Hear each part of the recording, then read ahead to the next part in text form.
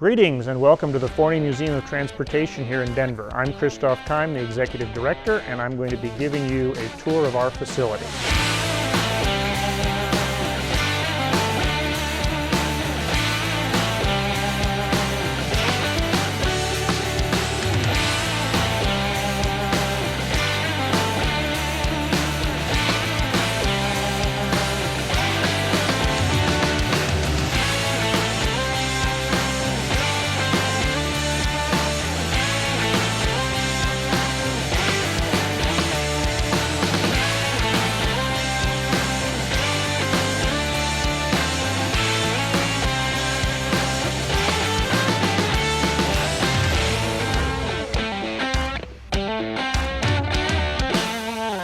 As part of the Forney Museum, we always like to share the history of this collection.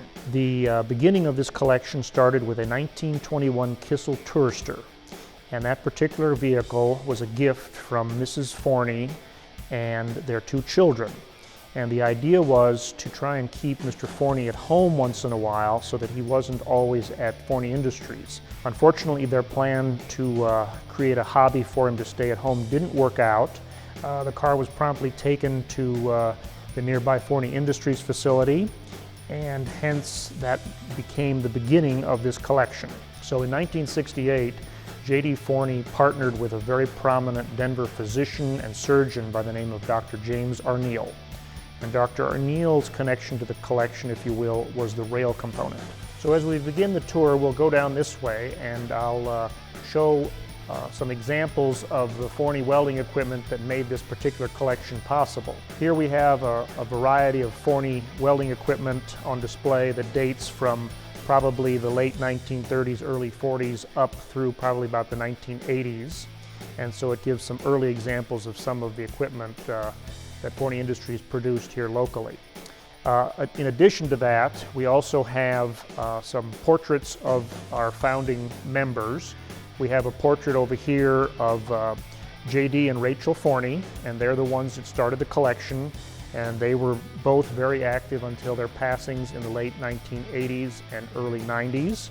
The other gentleman I talked about a little bit earlier was Dr. James Arneal, whose portrait we also have here, and Dr. Arneal was active in the collection from about 1968 well into the 1970s. Next up is the vehicle that started it all, as I like to put it.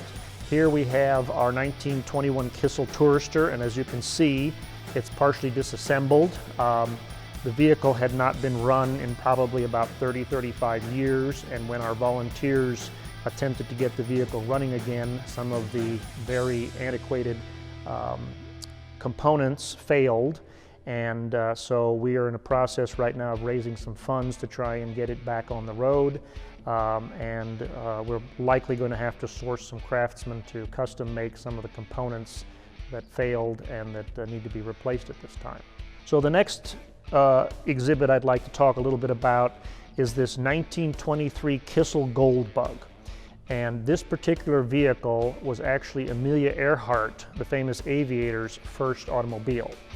And as the story has been relayed to us, Amelia and her mother traveled from the Boston area where they resided at the time, and they took the train to Los Angeles.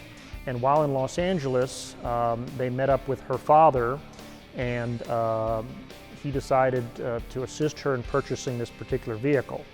And this Kissel Gold Bug was then driven by Amelia and her mother cross-country north along the west coast into southern Canada, and then from southern Canada back into Massachusetts. And I can only imagine what it must have been like for two women in 1923 or 24 to be driving an open car on unimproved roads with really no network of hotels, gas stations, so on and so forth. So I think Amelia proved herself early on to be just as daring when piloting an automobile as she would have been flying one of her airplanes. If we move further down here, you'll see a couple of examples of some more significant automobiles. On loan to us is this very unusual and very beautifully restored 1914 Cadillac touring car. Next to me here, we have this 34 Pierce Arrow 12-cylinder. As vehicles became available or JD took an interest in a particular vehicle, sometimes he would purchase them outright. Sometimes he would barter and trade one existing vehicle for another. And so our collection varies, everything from an 1899 steam-powered Locomobile all the way up now. More recently, we've even accepted automobiles from the 1980s that we feel are significant and worth preserving in the collection. One of the things we also try to do is we try to invite private owners and collectors to display their vehicles here at the museum. And to my right and left, I have a couple of examples of that. For example, this particular vehicle here is a 1947 Nash 600 sedan. And this particular vehicle is owned by a local family. It was their mother's car, and for her 80th birthday, her three sons restored the car and presented it to her. And it's such a beautiful example of a 1940s Nash that we invited them to display it here on a short-term loan. And then to my left here, we have an extremely unusual and rare vehicle. This is a 1938 Coleman 5-ton highway department winch truck. And this particular truck was actually built locally here in the neighboring community to Denver of Littleton, Colorado. And the Coleman Truck Company was actually founded in 1918, and they built purpose-built vehicles until about 1980 or 81. And as you can see here, it's quite a massive piece of equipment. And this particular truck was found in the mountains in a small town called Minturn, Colorado. And it used to plow the roads as well as pull vehicles out of ditches on the highway between Minturn and Leadville, Colorado. And this particular vehicle is on long-term loan to us by the world's largest Coleman truck collector, who happens to be based out of California. And he actually grew up in Littleton and was acquainted with the family who owned Coleman trucks. And one of the unique features about the Coleman trucks is they were actually one of the pioneers of four-wheel drive. Another unusual vehicle we have on loan at the present time is this 1955 Hudson Wasp Custom Hollywood two-door hardtop. And in 1954, the independent vehicle manufacturer Hudson merged with Nash automobiles, and we just saw that beautiful 1947 Nash across the way. Well, when those two companies merged, they formed American Motors Corporation, AMC. And a lot of people will remember AMC for two primary products, the Rambler and then the Jeep. And the Jeep name, of course, continues today and was purchased in the 1980s by Chrysler Corporation when American Motors ceased their own production. This particular vehicle is unusual in that it's sort of a hybrid. After the two companies merged in 1954, the Hudsons were Nash-based automobiles. It was basically a Nash with Hudson trim, and this particular example did still use a Hudson power plant called the Twin H. It was a flathead six-cylinder with dual carburetors. But one of the unique features that was passed on to Hudson that Nash pioneered was the fact that the seats fold back and meet the rear seat and create a bed. One of the iconic automobiles that I think everybody in the world is familiar with that's part of our collection here is this 1959 Volkswagen Beetle. This was very generously donated to us a few years ago and is one of the more popular things that we display, and we take it out to car shows and such, and people always like seeing the original Volkswagen Beetle. In contrast, at the same period of time, we have here a privately owned vehicle. This is a 1957 Dodge Royal Lancer. And you can sort of compare the Beetle to the Dodge, and you can see what a major contrast there was between that German compact import and then an American vehicle at the time. This particular vehicle is owned by one of our longtime volunteers and is an original example with only about 27,000 original miles on it, and is certainly an iconic example of the mid-century modern era and of Chrysler's rather, how shall we say, outlandish designs of the time. Not quite as conservative as what the Europeans were doing then.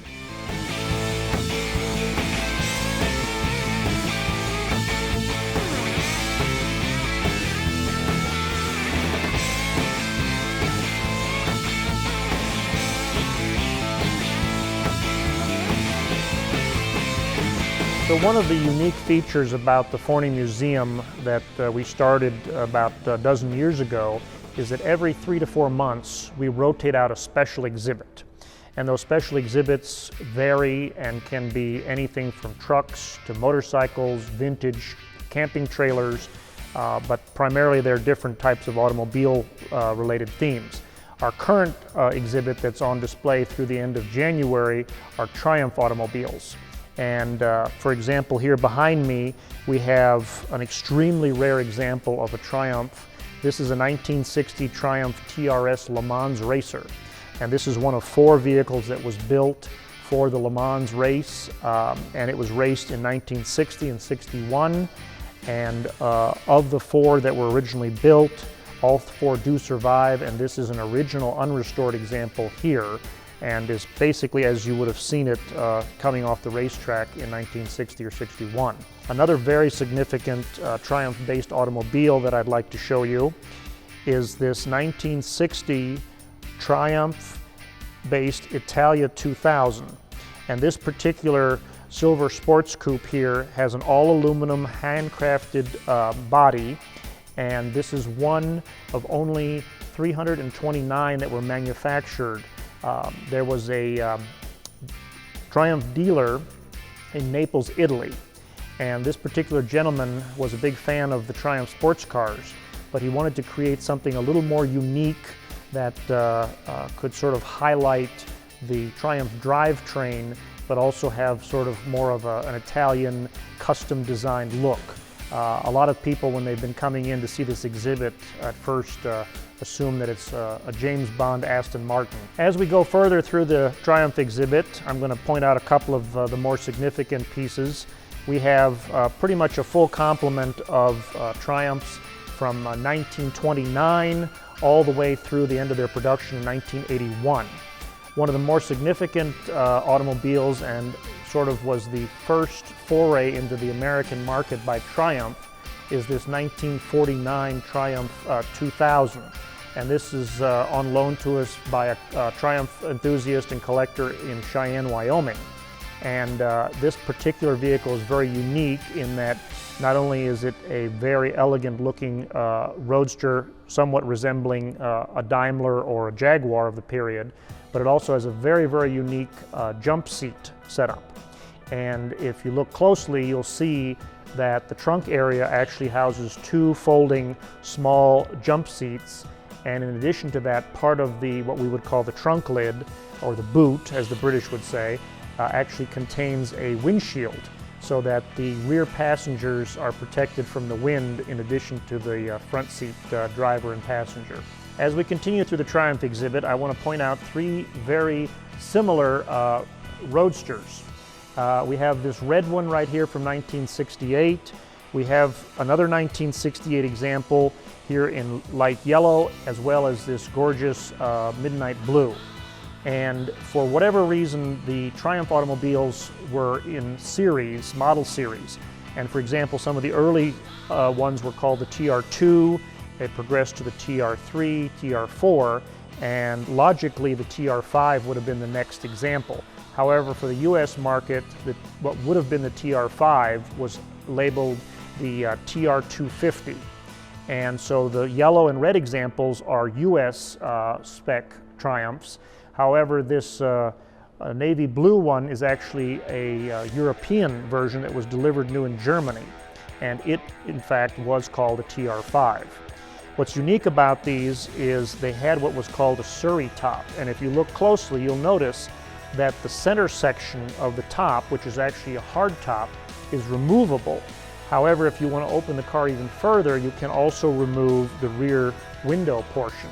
And the unique difference between the American and the European versions of the TR5 is that the US spec ones were actually equipped with carburetors, because the fuel-injected version that was sold in Europe actually wouldn't pass US emission standards of the late 1960s.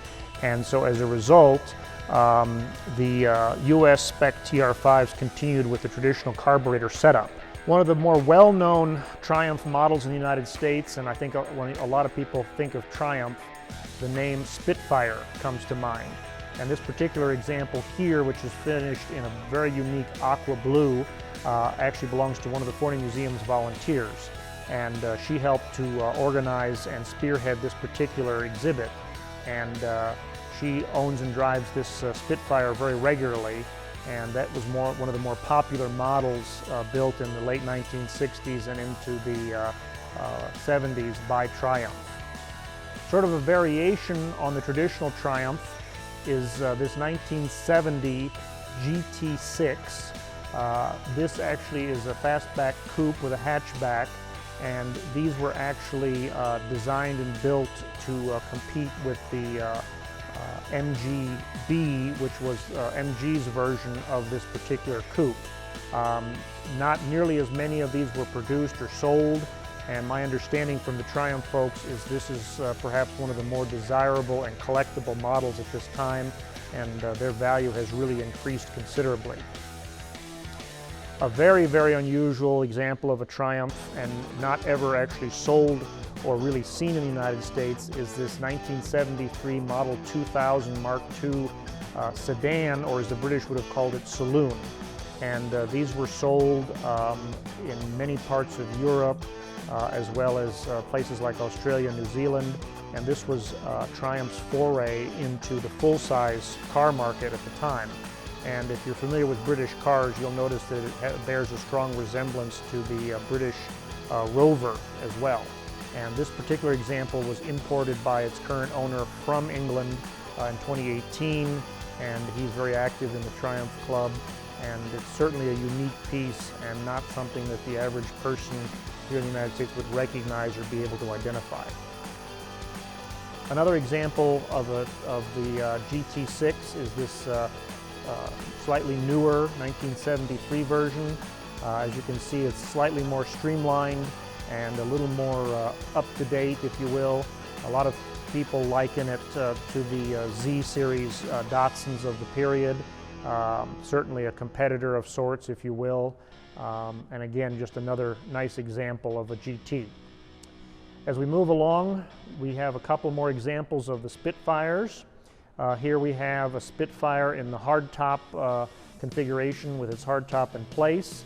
A very nice, colorful, bright yellow example. And then across the aisle, you'll see a convertible version of the Spitfire. That's one of the later models from 1978.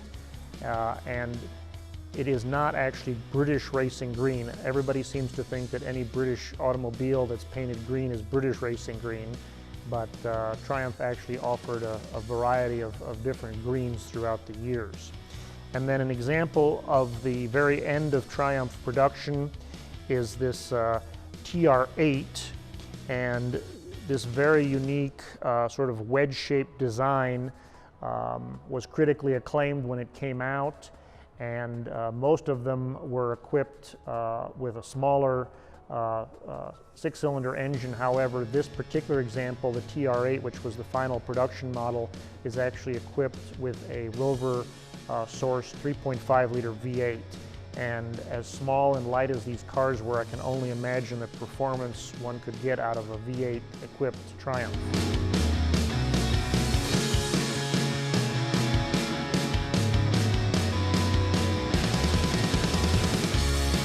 One of the other sort of categories, if you will, of our collection includes commercial vehicles, and some of them are service vehicles and some are different types of trucks and such. One of the early examples we have here is a 1923 Stutz Model C fire truck. There are not a lot of these that were produced originally or that survive today.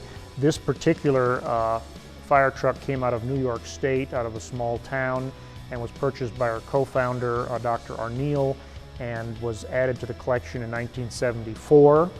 As we move along here, we have a 1923 white school bus, quite primitive compared to today's school buses, I can only imagine.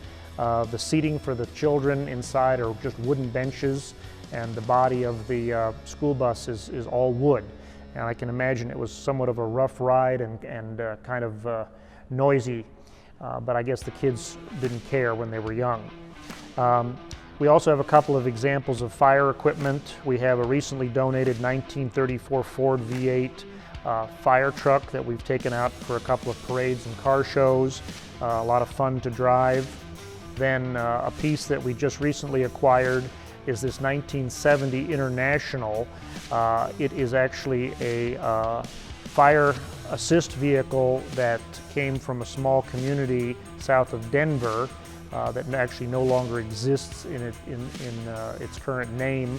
But this particular vehicle only has about 12,000 miles on it and was used strictly at the local airport. Another interesting vehicle in the Forney Museum collection is this 1925 3/4 ton, 11-passenger bus, which was actually used at Glacier National Park.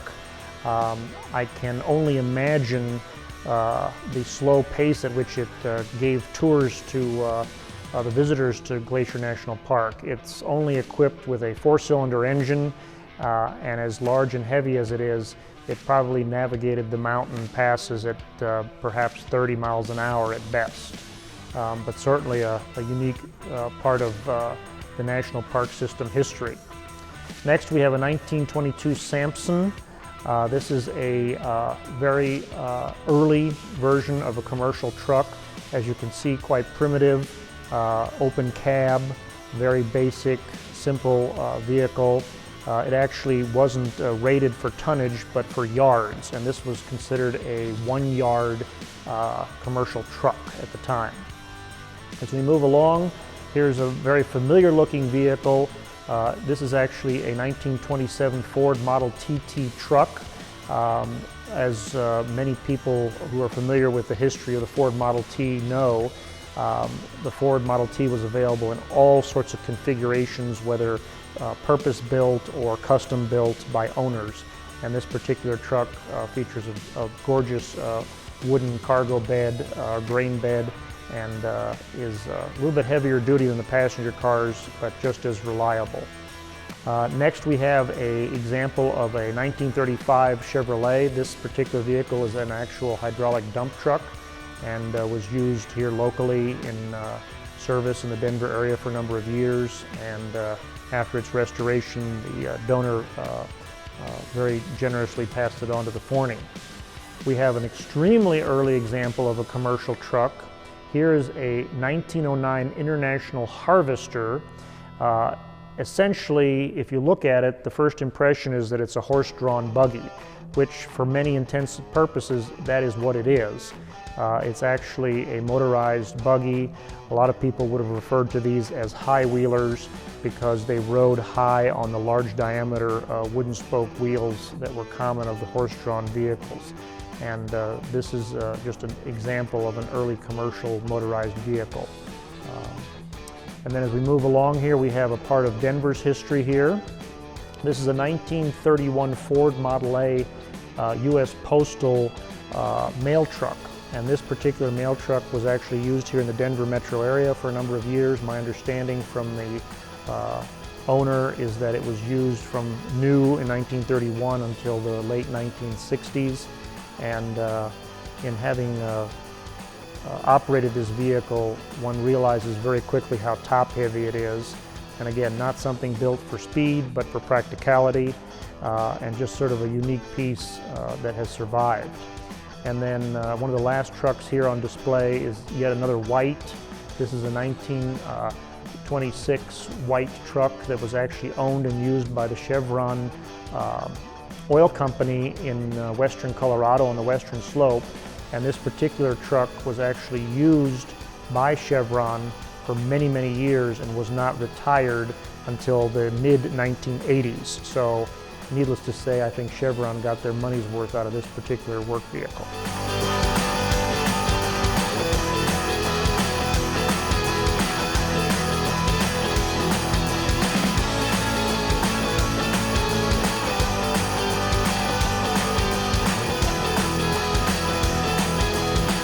Another aspect of the Forney Museum's collection are our motorcycles. And among the motorcycles in our collection, which number just around 70, we have a very nice array of Indian motorcycles, which was an early high-quality American manufactured motorcycle.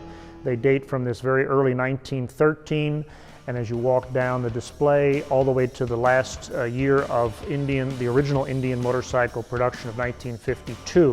In fact, the 1952 example we have actually has only 9 original miles on it and has never been registered. Among them are some of the well-known Indian Scouts. Some of them are in the configuration of police motorcycles, race bikes as well. And along with this collection, we have a lot of memorabilia that's related to Indian motorcycles, literature and such.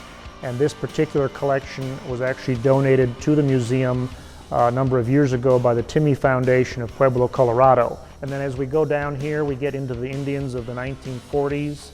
And unfortunately, as I mentioned earlier, they ceased production in the early 1950s. And I've been told that the Indian motorcycles were actually far more popular among motorcycle police officers because they were actually considered more reliable and faster than Harleys. And unfortunately, with Indian's demise, Harley-Davidson took over that market, and their motorcycles, to my knowledge, are still used to this day for police service. As you continue through the museum, you'll also see a wide variety of other motorcycles, not just Indians. We have examples of Harley-Davidsons. We have many early brands that did not survive. Here is an example of a 1927 Henderson with a sidecar. We have some European motorcycles. This next example is a 1932 German-built Tornax. Some more popular, well-known ones such as a 1952 Vincent, BSAs, which were also British-based. There's some Triumphs. We even have a few Cushman motor scooters. So just a very eclectic collection of motorcycles. Another unique one is a 1965 Sears and Roebuck motorcycle that you could have bought either in a store or via their catalog. So a different area of the Forney Museum I'd like to show is we also have a few examples of aircraft. And one of the things that's unique about our collection is that we have so many varieties of transportation on display. So one of the ones that in particular I think is of interest is this 1957 Fornair Air Coupe. And as I talked a little bit earlier about our founder, J.D. Forney, he was involved in all kinds of industries and enterprises. They had a publishing company, a film company, and one of the things that the Forney Industries did between about 1955 and 60 is they actually bought the rights to the Air Coupe, which was an airplane that had been developed back in the late 1930s, early 1940s, and they built these particular airplanes, and these were considered what we would have called, or they would have called, personal aircraft. And the idea behind these was that a businessman, for example, or an executive could own a small airplane like this two-seater, and rather than trying to take the train or drive cross-country to a particular meeting or even take commercial airlines, they could hop into their own airplane, take it to the meeting for the day, for example, from Denver to Chicago, and fly back the same day or the next day. And so Forney Industries was involved in the aircraft industry. They also manufactured propellers for a number of years as well. So just another diverse aspect of the collection and of our founder. As we continue the tour of the Forney Museum, we come into the section of our collection that features bicycles, as well as children's toys and such. The collection starts with an example of a early 1800s velocipede, which was actually what bicycles were called in the early days. And that's what's commonly referred to as a walking bicycle. You'll notice there's no pedals or chain, and you would essentially walk that bicycle, and if you came to an incline, you could hop on and ride it to the bottom of the hill. Not exactly practical compared to later bicycles. The collection also features very, very early wooden tricycles. Some people are familiar from circuses and other venues like that. The very large front-wheeled bicycles, they were typically either called high-wheelers or ordinaries. Unfortunately, due to their design and having to climb quite high up to the seat, they were only ridden primarily by males because men were wearing pants and women were still wearing skirts and dresses, so it wasn't a very practical thing for women at the time to try and ride a high-wheeler. However, what they came up with in the about the turn of the century, in the late 1890s, early 1900s, was what they called a women's safety bicycle. And that particular example up there, if you'll notice, it actually has wooden spokes in its wheels and features the design that a lot of women's bicycles did for decades with the lowered crossbars. And that allowed women, even if they were wearing a dress or a skirt, to ride a bicycle. As we walk along here, we have examples of more modern tricycles.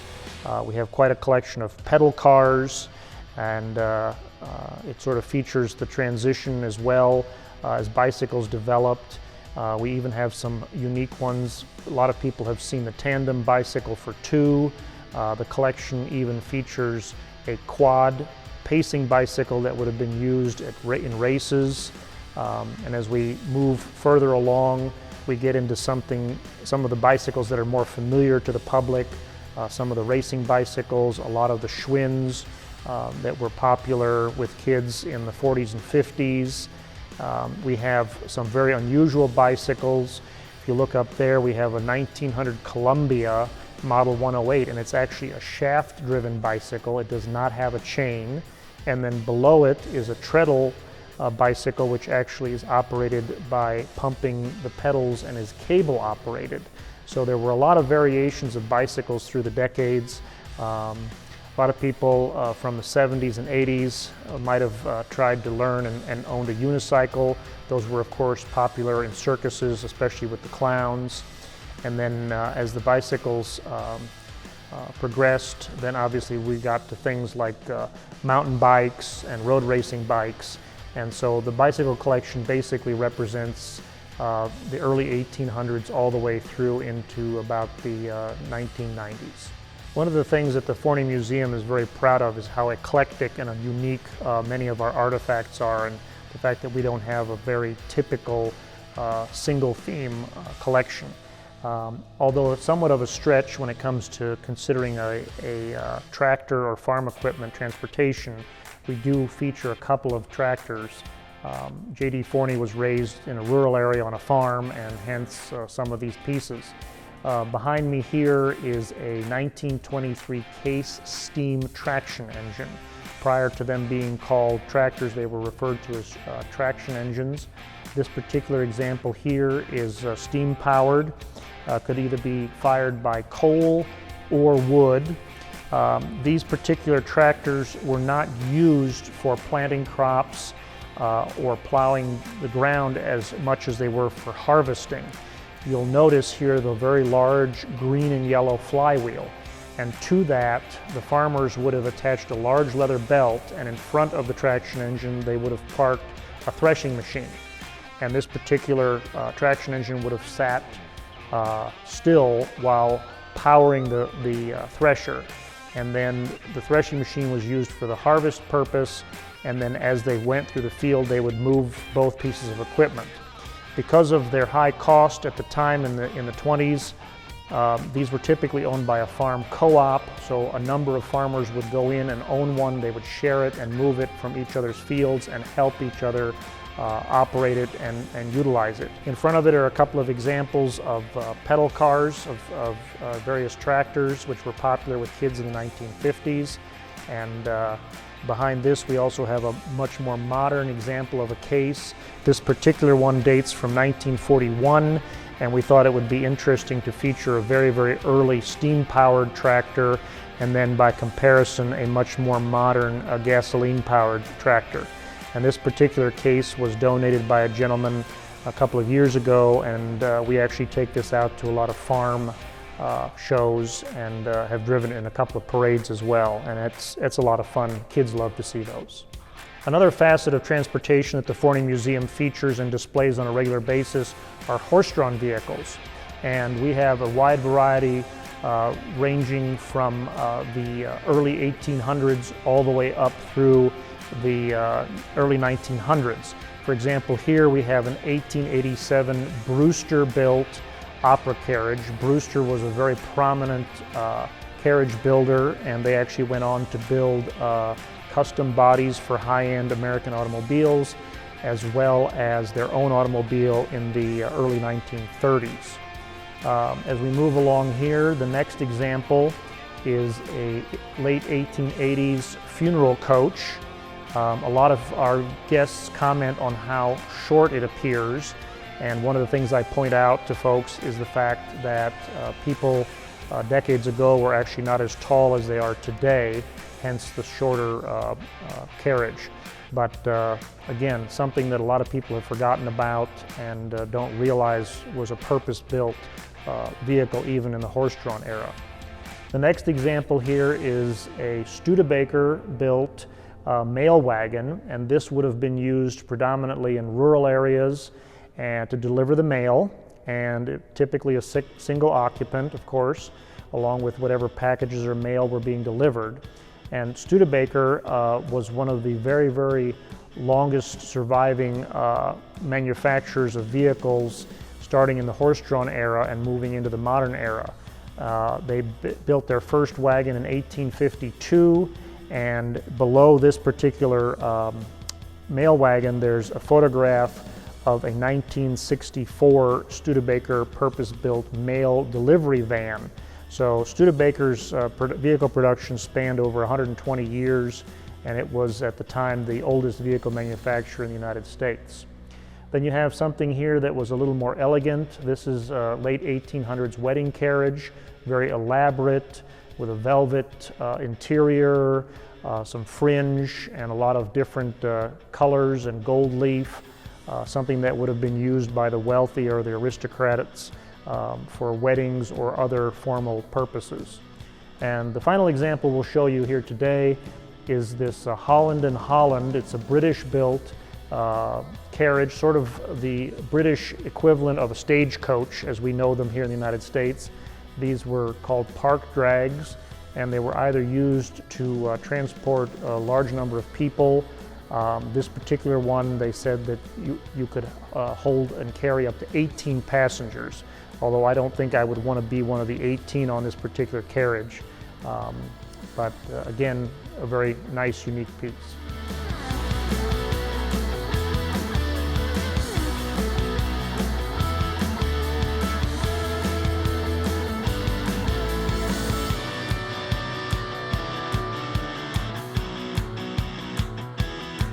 Another aspect of the Forney Museum's unique collection are our rail equipment. And I'm standing here next to a very rare, only known surviving example of a Denver cable car. And this particular cable car dates from 1888 and was used in downtown Denver along one of the main thoroughfares known as 15th Street. And this particular streetcar was found in the mountains, and it was being used for storage. And when the museum acquired it in the 1980s, we were able to have it refurbished to its original appearance. Cable cars only were used in the Denver metro area for a very brief period of time, approximately from the late 1880s or 1888 till about 1893. The steel technology of the day wasn't as advanced as it is now, and the cables had a tendency to snap or fray in the cold winter weather. And so these were replaced in favor of electric streetcars, which were much more practical and easier to operate at the time. So behind me here is Denver's former streetcar number 77. This particular streetcar would have been the electric type that replaced the horse-drawn and then cable-driven streetcars and trolleys. The wooden streetcar like this would have been in service from the early 1900s up until about 1950, when the streetcar lines in the Denver metro area and many metropolitan areas were shut down in favor of buses. Ironically, after all the streetcar lines were shut down in the 1950s and buses came into fashion, now we're installing light rail in many metropolitan areas. Denver, for example, has a very extensive light rail system that they're building, and sort of ironic that what goes around comes around and what was old is new again. As we continue talking about the Forney Museum's rail equipment, I have behind me here a 1906 Colorado and Southern all-wooden caboose. Most of these cabooses were clad in metal in later years for durability and weather resistance, and this particular one has survived in its original form. This particular example was built by the American Car and Foundry of St. Louis, Missouri, and would have been used from about the turn of the century until probably the 1950s, when it would have been retired. We'll go inside here and take a look at the interior of this caboose. As you can see, you've got the cupola areas where the various rail employees would have sat, and they could have viewed the progression of the train and given hand signals out the back. As we come into here, there are the living quarters. You have a small kitchen area with a table and a water cooler. They would have had a coal-fired stove for cooking meals or simply making a pot of coffee. And then they had sort of a bunk area, if you will, to take rest. Very primitive, just a wooden bunk with a simple blanket or mattress. And then they even had a work area with a built-in desk where they could do paperwork and conduct business. So nothing fancy, but just almost like a basic cabin on rails. Another piece in the Forney Museum's rail collection is this 1903 rail coach. And this is what would have been considered a private rail coach used either by rail executives or a very wealthy private owner. And this particular piece was built as a wooden rail coach, and in the 1930s was clad in metal as it's seen today. And it was in service, to our knowledge, probably into the late 50s or 1960s. The previous owner of this particular rail coach purchased it as a business promotion and painted it in a beautiful red, white, and blue theme to commemorate the 150th anniversary of the state of Illinois' statehood. So if you follow me into this rail coach, we'll start in the lounge portion. And this particular area would have been at the back of the rail coach, and this is actually the lounge area, which features a desk with a built-in radio, a telephone, and then behind me here, a very unique feature is a real working marble fireplace that could have been used to actually heat this portion of the rail coach when it was in operation. Not something you would think of in a rail car. And we'll go down the hallway here and talk a little bit about some of the bedrooms and the dining area. So a private rail coach like this also would have contained what would be considered today sort of luxury accommodations. I'm standing here in what would have been probably called the stateroom. This is the most luxurious bedroom of several here on this rail coach. And this particular bedroom features beautiful polished wood paneling. It has a built-in dresser as well as a fold-down sink and a toilet along with the closet area. It has a nice full-size bed as well as air conditioning and a fan for ventilation. Certainly would have been a very nice, comfortable way to travel on rail. The area in which I'm standing now here in this rail coach is the dining room, and this particular dining room is again very luxurious. It is paneled in mahogany, and this is where the various guests of the rail executives or the wealthy owner would have dined and entertained their guests. This particular dining room also features a built-in china cabinet with beveled glass and has special features to hold the glassware and the china so that they wouldn't vibrate, shake, or break while in transit on the rails. Again, just a very elegant way to travel from a bygone era. So at the very front of this rail coach are the quarters for the crew, and this typically would have been the butler and the cook's area to live in while they were on the rails. The first room here features the break room and bedroom for the crew. Then they have their own stainless steel lined shower. And then at the very end here, we have a fully equipped kitchen.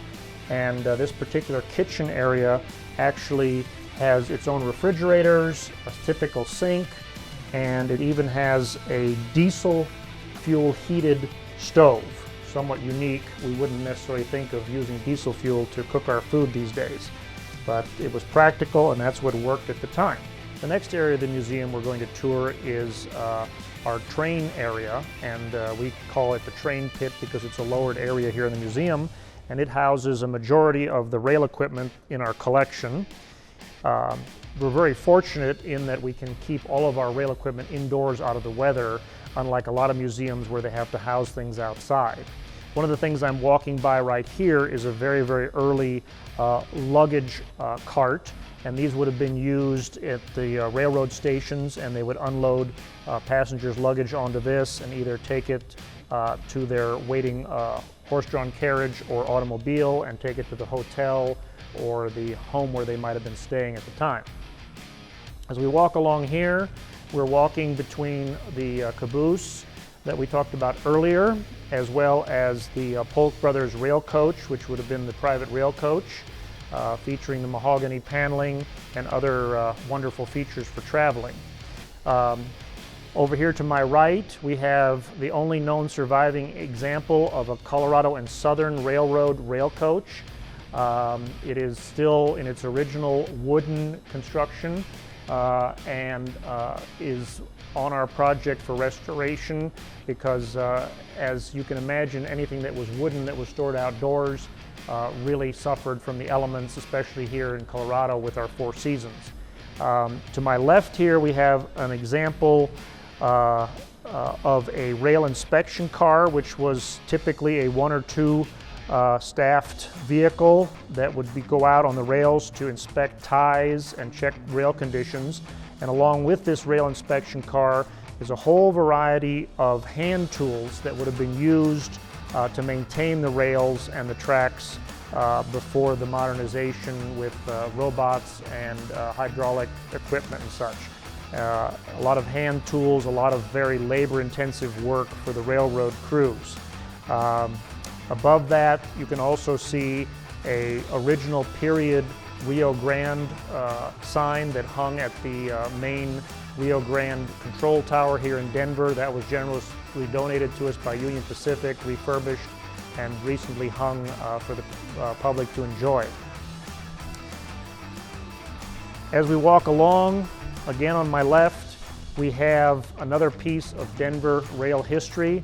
This particular piece is a steam-powered crane or derrick, nicknamed Aunt Peachy, I think mostly because of its color.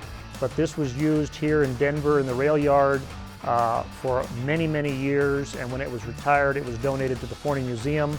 It was a piece owned by Union Pacific, and it was used to move pieces of rail equipment off the rails or to unload cargo.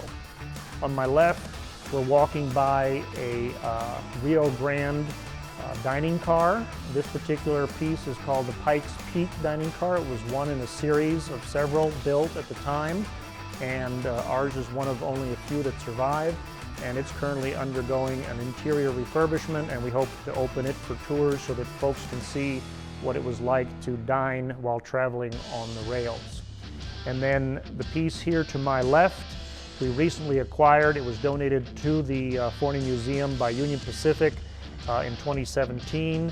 It is an early example of a diesel-electric locomotive, and it was purchased new in the early 1960s by the Rio Grande Railroad and utilized by the Rio Grande up until the late 1990s, and was donated, as I said, and moved here about 4 years ago.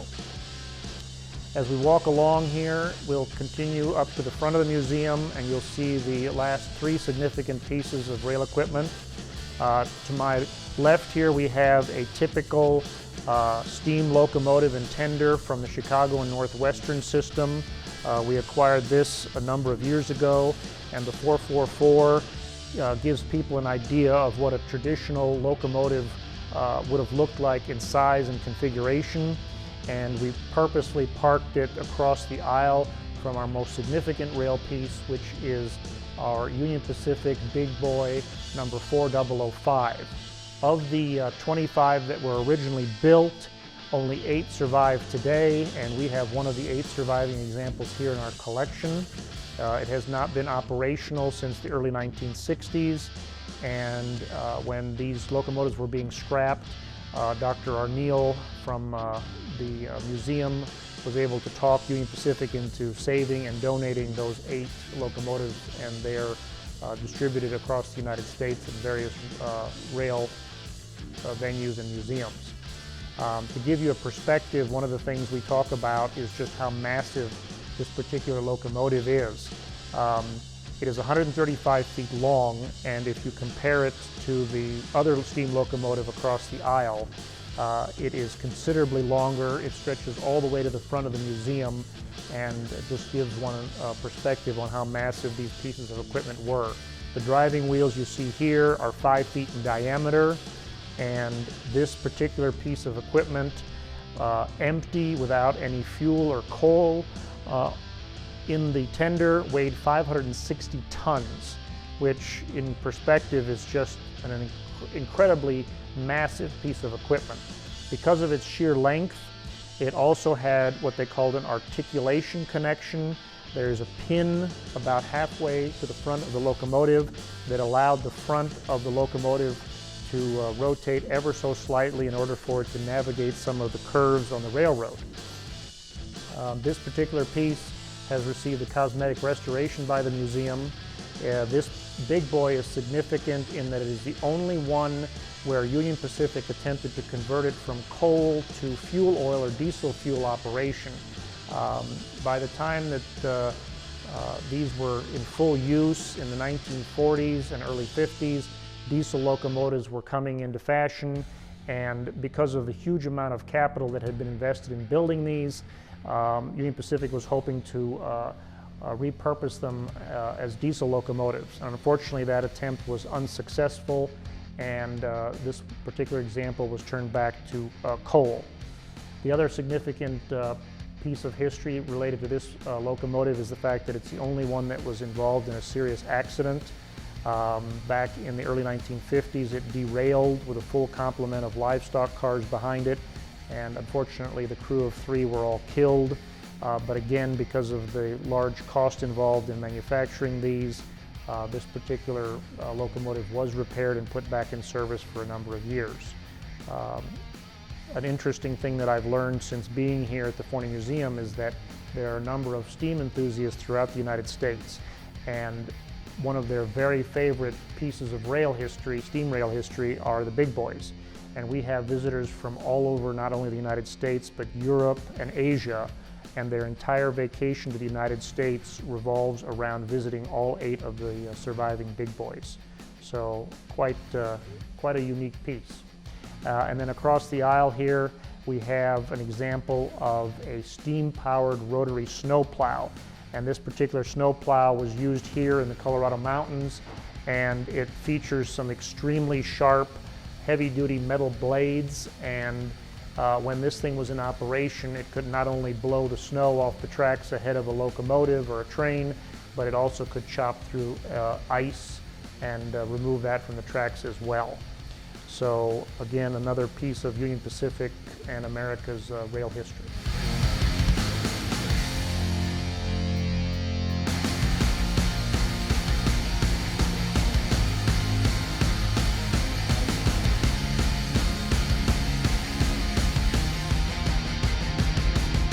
As we conclude this tour of the Forney Museum of Transportation here in Denver, I want to extend a very heartfelt thanks to the Petersen Museum of Los Angeles for coming to visit and make this tour possible. We certainly hope you'll consider visiting us here in the near future, and for more information about the Forney, please visit forneymuseum.org or see the link in the description below. Thank you, and hope to see you soon.